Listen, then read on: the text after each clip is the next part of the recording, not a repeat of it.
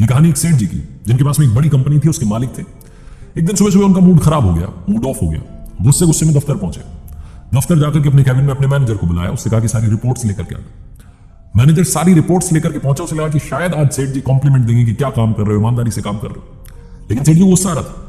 उन रिपोर्ट्स में कहीं कोई कमी नहीं थी, फिर भी सेठ जी ने उसको सुनाना शुरू किया, सुनाते चले गए, डांटते चले गए, जोरदार डांट दिया। मैनेजर इज्जत करता था, कुछ बोला नहीं, लेकिन मनी मन सोच रहा था कि इतनी ईमानदारी से काम करता हूं, कंपनी को अपनी समझकर काम करता हूं, ये डांट रहे हैं। वहां कैबिन से बाहर निकला तो मैनेजर का भी गुस्सा बढ़ चुका था। उसे अब अपना गुस्सा निकालना था। इसके लिए उसने अपने एम्प्लॉयज की मीटिंग रखी।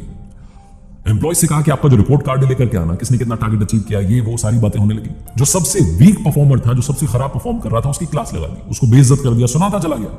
मैनेजर का जितना गुस्सा था उसने उस एम्प्लॉय पर निकाल दिया। उससे कहा कि सबसे आखिरी में आज तुम जाओगे। वो बेचारा शाम तक लैपटॉप पर काम करता रहा।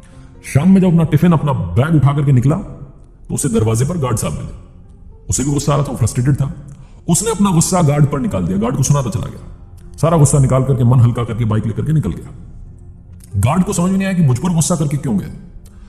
गार्ड की जो ड्यूटी आवर्स थे उन्होंने कंप्लीट किए। उसके बाद गार्ड साहब पहुंचे घर पे। गार्ड साहब को गुस्सा आ रहा था।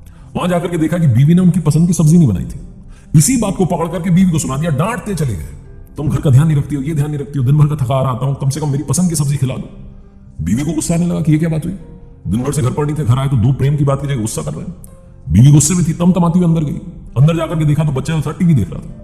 बच्चे के हाथ से रिमोट छीना, उसी रिमोट से मारा, दो तमाचे लगाए और कहा कि क्या तू करता रहता है, दिन भर टीवी देखता है, पढ़ाई लिखाई होती नहीं। बच्चे का दिमाग खराब हो गया। बच्चा बड़बड़ाता हुआ बाहर निकला और कहने लगा कि घर है, यहां पर दिन भर दंगे होते। बाहर गया तो गली में कुत्ता घूम रहा था।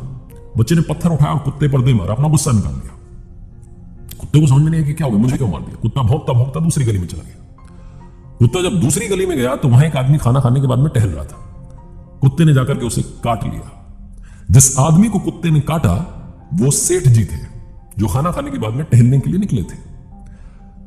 सेठ जी जब तक मर नहीं गए, इस दुनिया को छोड़ के नहीं गए, तब तक ये सवाल उनके दिमाग में रहा कि उस शाम में उस कुत्ते ने मुझे काटा क्यों।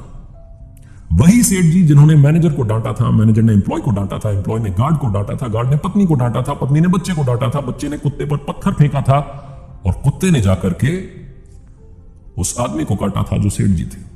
छोटी सी कहानी है, but it's a cycle of Karma. ये कर्म जो कि घूम करके वापस आते हैं। मैंने बहुत पहले कहानी में कहा कि जिस तरीके से एक बछड़ा खो जाने पर सैकड़ों गायों में अपनी मां को ढूंढ निकालता है, उसी तरीके से कर्म का जो रिजल्ट है, जो फल है, जो परिणाम है, वो आपको ढूंढ निकालेगा। अच्छा कर्म करेंगे, अच्छा बोलेंगे, अच्छा सुनेंगे, अच्छा कर्म करेंगे, अच्छा पाएंगे।